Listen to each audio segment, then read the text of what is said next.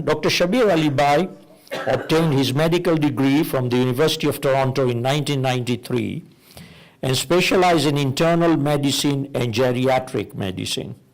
He is currently an associate professor in the Department of Medicine, the Institute of Health Policy Management and Evaluation, and the Institute of Medical Sciences at the University of Toronto.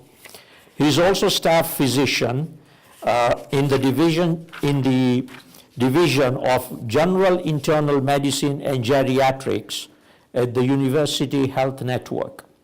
His research interests are in cancer and in older adults and biomedical ethics at the end of life. It's a real pleasure to be here, and I want to congratulate the Committee of 12 for starting to raise some very important questions and critically examine this issue. And I want to reassure you that while our community may be lagging behind some of the bigger communities, there are a number of other small communities that are struggling and even behind us. So alhamdulillah, we're in the middle of the pack. We're not leading, but we're not at the bottom. Inshallah, we will continue to work forward. And I think it's a very important area. What I hope to do is to cover briefly in the next 20 minutes a couple of key areas from the perspective of geriatrics and my working with older adults in this community and other communities, and to really touch on some of the care options that people may need and why they may need them as they age. So I'll talk a little bit about where I'm coming from with this and why people may need extra care as they get older. I'm not going to go into a lot of details about theories of aging and disability, but I'm happy to talk more about them. But in 20 minutes, there's only so much one can cover. I'll then get into the levels of care and talk about briefly care at home, retirement homes, assisted living, nursing homes, complex continuing care, and other housing options, so you can understand the spectrum and where we're talking about, which is really primarily assisted living, but recognizing it's within a much broader spectrum of increasing care needs that people may have as they get on in years. So my perspective is, as you know, I'm a physician and I practice in geriatric medicine for the last 20 years, and geriatric medicine focuses on the frail and medically complex older adult. The healthy, independent older person is someone I rarely see. They're too well for me. I tend to see people who have a lot of medical illnesses. They often have dementia. They're on multiple medications, multiple conditions. Many of them are not able to live at home. And so I deal with the more frail older adults. Some of my patients' children are themselves in their 60s and 70s, sometimes in their 80s. So, we deal with a very old cohort of people. And it gives you a unique perspective on managing complexity and frailty. So why do people need extra care? So there are many reasons why people may need more care than they can provide for themselves or that their families may be able to provide. But the first step in providing care is, of course, ourselves. And if we can be independent as we grow older, then that's the ideal scenario. But we know that that doesn't always work. And if we think of the reasons why and put them into three broad categories, they are as follows. We have increasing frailty as people get older, and the older we get, by virtue of age alone, all of the body systems start to become slower, less efficient, and start breaking down. And anytime there is a stress on the body, like surgery or infection, it takes longer to respond to that stress and return back to your baseline function. And so without medical illness, without mental illness, one can still become more and more frail just with very advanced age. And typically you start to see that once people get to age 75 to 80, and after that, per year and per 5-year intervals, the amount of frailty and physical weakness, that da'if, becomes higher and higher. Not in everyone, but it becomes higher. The second thing, of course, is that many people, as they grow older, will have multiple medical illnesses. It may be as simple as one illness like arthritis. It may be 3 or 4 or 5 different illnesses, but together these can accelerate the aging process and can accelerate the need for assistance from others. For example, imagine that you have underlying diabetes, heart disease, and you have arthritis. 3 common conditions that affect 1/3 to 1/2 of our population each. And so just having these 3 conditions makes it difficult to be able to manage one's daily activities, to be able to bathe, to be able to go for walks, and the amount of care that people may need can increase significantly. And many people have more than just 3 illnesses. The third major dimension is cognitive. And we recognize that there are many mental health issues that people may face as they get older. The most common ones tend to be dementia and depression. And both of these can make it more difficult for people to look after themselves. And dementia particularly, as you probably all know, has no cure. For the vast majority of dementia, it is slowly progressive until we die. There is no cure. There are no treatments that slow it down by very much. And so it is a devastating disease, and many people will get it. So when you look at the intersection of these three areas, you can see that more and more people can require care needs just from aging or physical disability or cognitive issues, but the three intersect, and the more of these you have, the more likely you are to need care. Now, in geriatrics and in gerontology, where we study aging, there is this ideal notion of how people should age. It's called the light bulb hypothesis. That if we were all light bulbs, we would shine brightly until we flicker and die in a very quick fashion. But until we die, we are working at 100%, and then it's a very rapid decline, and the light bulb shuts off, and we die. Ideally, we would all love that, where we would be independent and vigorous and have full health until very close to death. And this is part of what people in gerontology do, is find ways to prevent disability, prevent illness, prolong healthy living.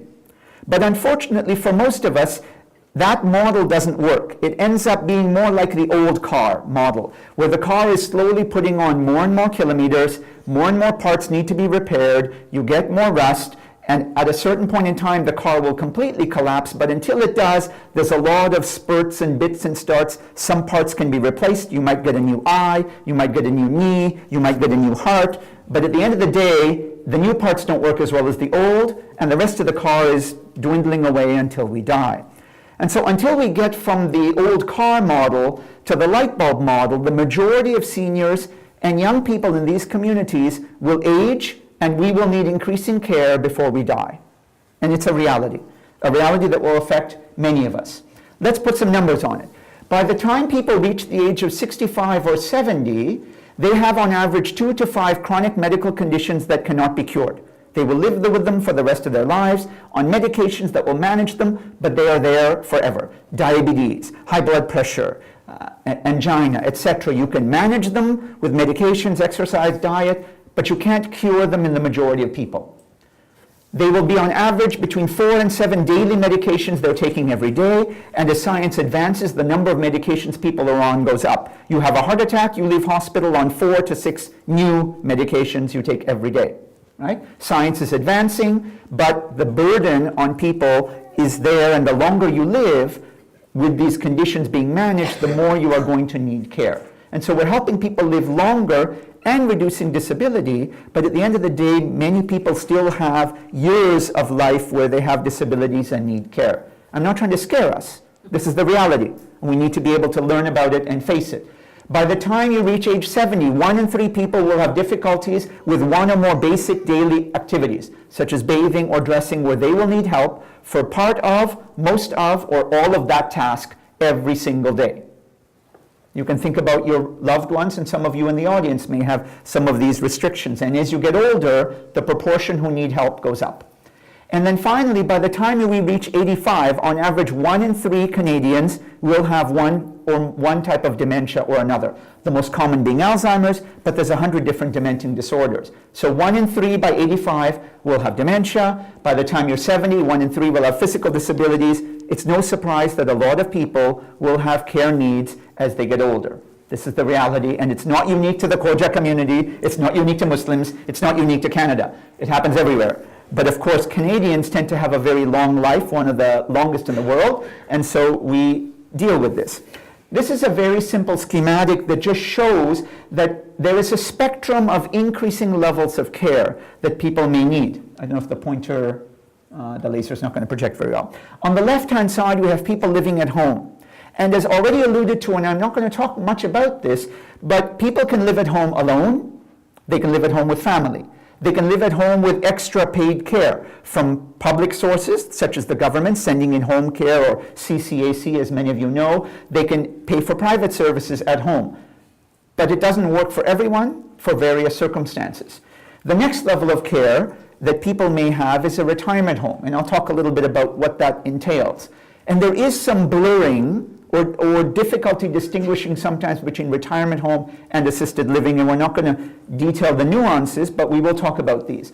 The next level up is assisted living, which is, I think, what a lot of us are thinking about today when we heard Shabir Bhai talking about some of our community's needs and where we may need to go.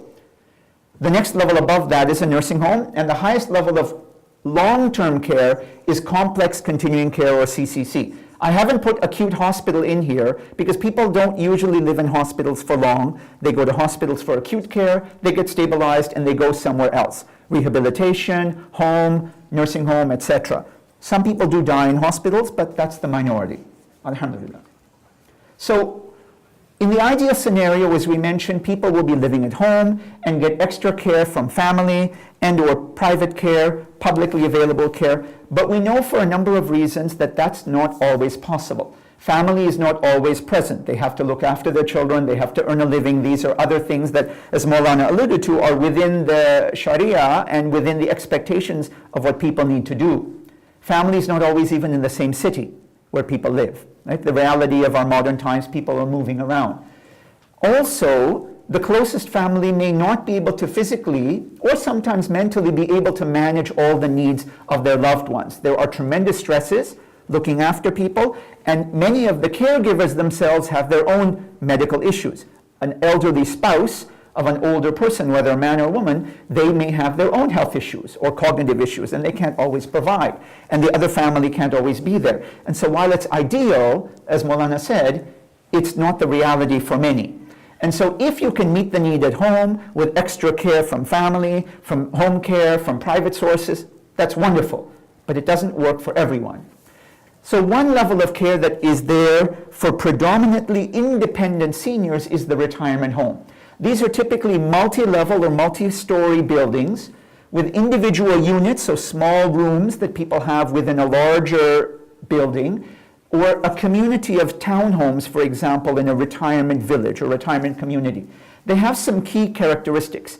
They're predominantly designed for seniors who are able to be independent or almost completely independent and need minimal amounts of care, typically not every single day.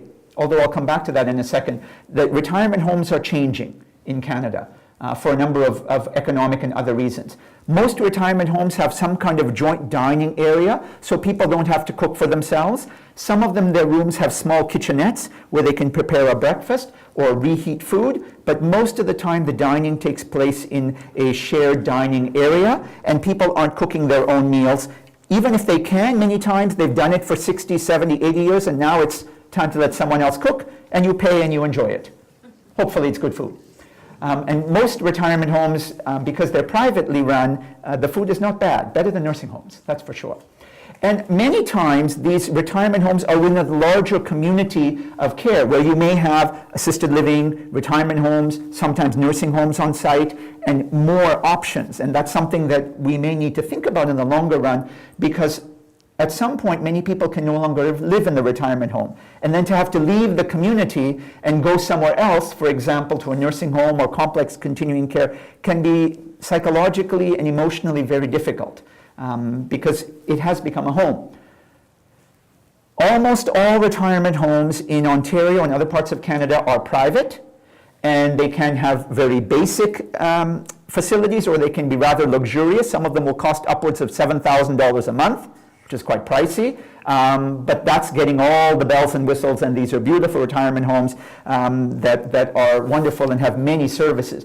But even basic retirement homes often will cost $2,000 a month or more.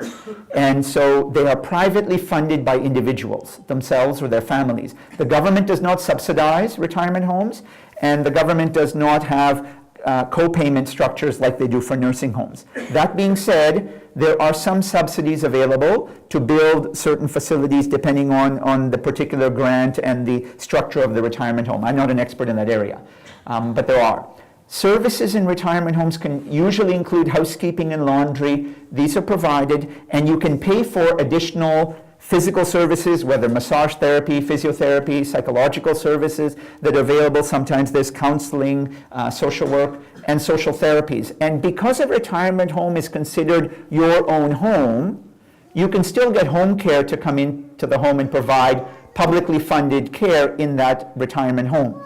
Remember, however, that home care has a certain number of hours and budget per week. And beyond that, if you need more care, you'll need to supplement it in some other private way. Even if you're in a retirement home, you will be paying, because the basic fee covers room and board and basic laundry and housekeeping, and then anything above that, you're paying extra. You need a nurse to check in on you once a day and do your blood pressure or help you with medications, you're paying. All these things typically cost extra, and the costs do add up. And they're almost always for-profit agencies, the retirement homes.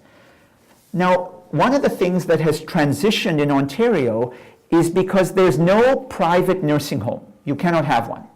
And so many people who live in retirement homes and have money, as they get sicker and need more nursing care, they will pay for more and more private care to essentially turn their retirement home into a nursing home. And it's private, but it's not governed by the Ministry of Health and Long-Term Care, and it's not called a nursing home. But you can get a lot of nursing services if you have the money. And so many people who start off in a retirement home are quite well off, physically and mentally. As they become more aged, get dementia, more physical disability, instead of leaving the retirement home, many of them will pay for more and more care in the retirement home, sometimes until they die, in order to stay in that environment and to have control. Because in a nursing home, there's only so much you can pay for, and the rest is all government regulated. And it's a certain level of care, but that care is often mediocre and not as much as we'd like because of government budgets. It's the reality. So close to a retirement home is assisted living. And these are typically senior-specific residences. They may be small units of 6, 12, 20 people. They may be large units of 100 or more. But they're designed for people who need some level of assistance, not usually nursing, but usually assistance with daily activities, usually on a daily basis. They may need help getting dressed every day. They may need help with bathing. But for these things, you don't need a nurse or a doctor. You'll need a personal support worker, someone who can help do that for you, who is physically able and has basic training in healthcare and looking after older adults. You don't need a nurse. And so these assisted living environments, you're getting assistance with your daily living tasks by people who have some degree of training, but they're not nurses and doctors. And that's not to be disparaging, but that's what you're paying for, and that's what is needed in these assisted living environments. Many people who need basic care don't need a nurse or doctor every day, but they need someone to help them get out of bed, put on their clothes, sometimes eat, and these things often don't need a nurse. They need someone who is a dedicated carer or caregiver. Again, these are privately funded, but many times they can be built with government grants to support and some subsidies, depending on the particular grant and the specifics. Is it catering to an ethnic minority population, etc.? Again, assisted living is often part of a larger retirement community where people may have independent homes, there may be assisted living units, there may be a full retirement home, there may be a nursing home in the same areas, and so you have different levels of care so people can transition but stay in that same broader community. But the legislation to move from assisted living or retirement home to a nursing home is different, and so it's a little bit complicated. And so we need to understand that if we're going forward to plan that. And it's similar to retirement homes. Assisted living typically has housekeeping and laundry and sometimes a variety of other physical, psychological, and social therapies, again, built in within the basic costs, or you pay extra depending on what you need or what you want and how you want to customize it. And of course, you can customize the meals, etc. Okay, so those are the privately funded options for people who don't need a lot of daily nursing care. And if you need nursing care once a day or a few times a week, you can still get it through home care or pay for it privately. People who need even more care often are looking at long-term care homes, or what we used to call nursing homes.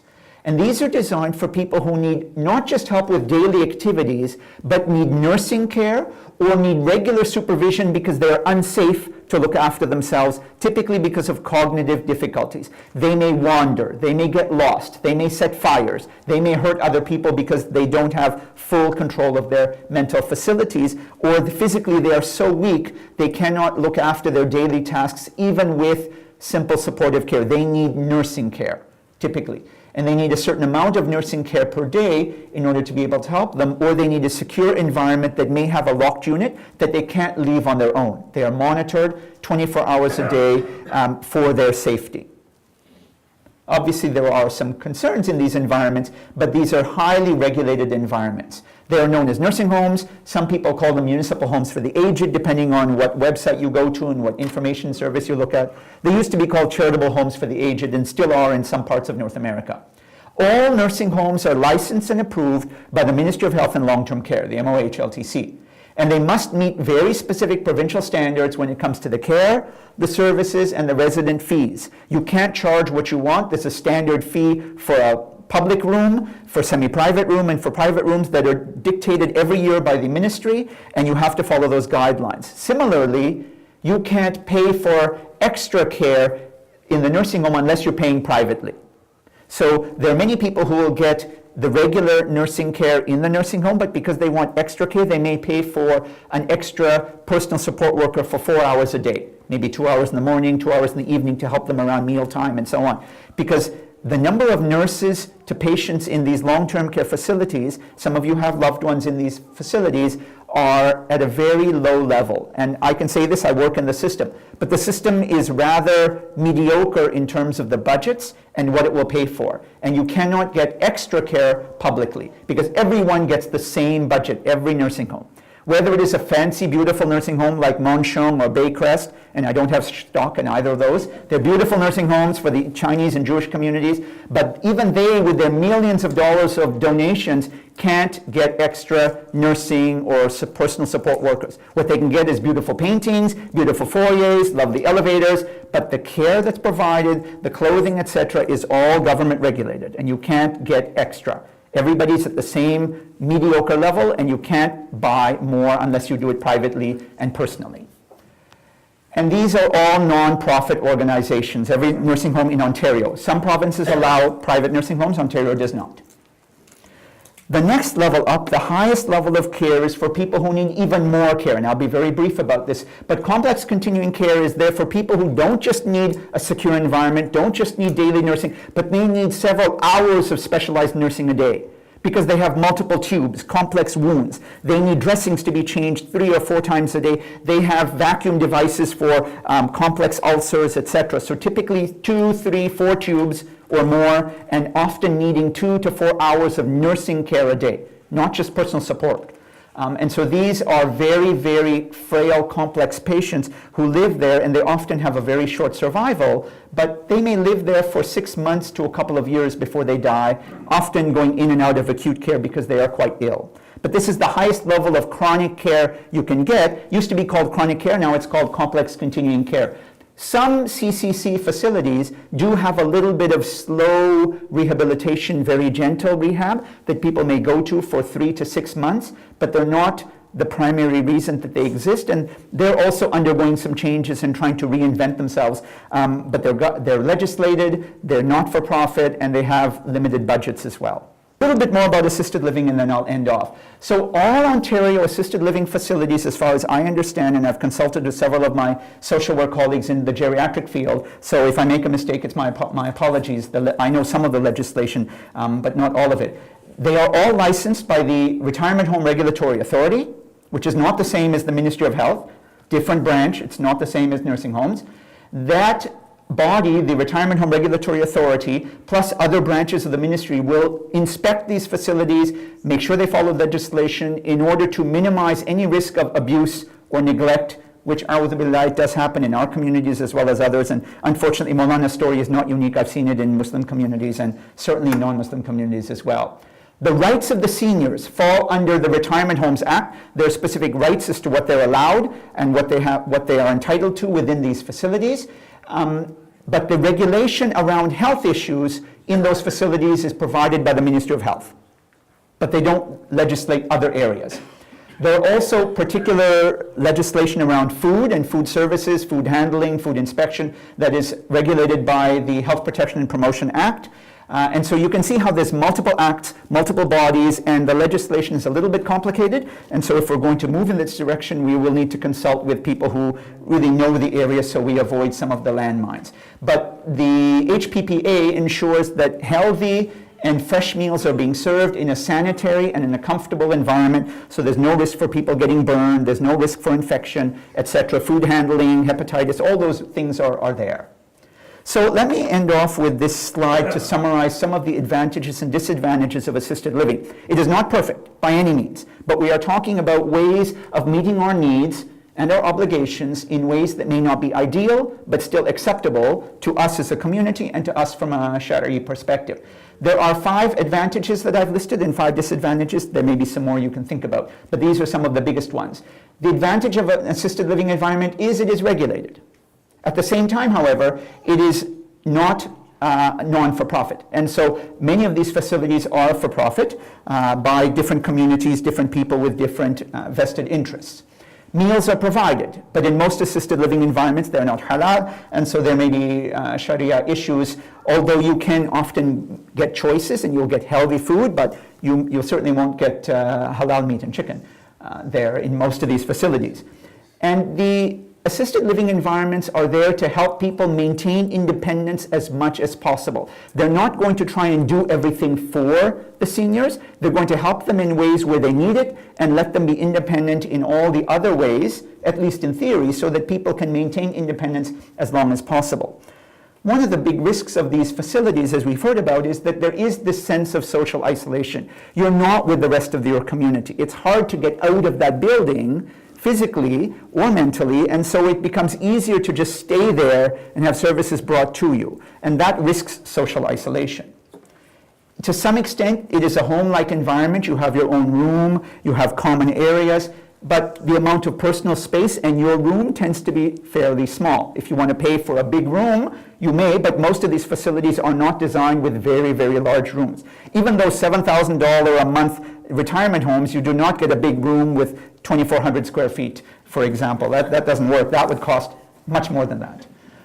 There is security and peace of mind. They're regulated environments, but at the same time, people may feel guilty sending their loved ones there. They may feel they've abandoned their duties. Maulana's addressed this to a great extent, far better than I can.